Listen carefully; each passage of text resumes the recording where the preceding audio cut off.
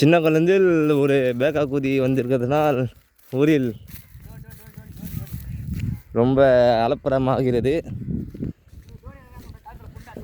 அது தோனி இல்லை, பேக்கா குதி என்று அழைப்பார்கள். இவர் எதுக்கு பேக்கா குதி சொல்கிறேன்னா பார்த்தீங்களா, யாருமே இல்லை, ஆனால் கிரிக்கெட் ஆடுவார். அதுதான் பேக்கா குதி. நம்ம தானே பால் பார்த்து நாங்கள் பறக்குது. டெலிகாஸ்ட் பால் கையில் தானே இருக்கு. அதுதான் பேக்கா குதி சொல்லுது. இப்போ இவங்க கூட சேர்ந்து நானும் பேக்கா குதி என்ன. ஓகே, இந்த பால் போடு, ஓடு உண்டை பட.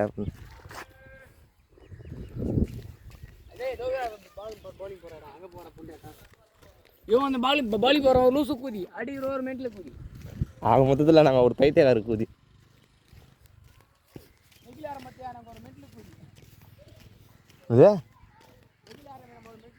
ஆமாம்,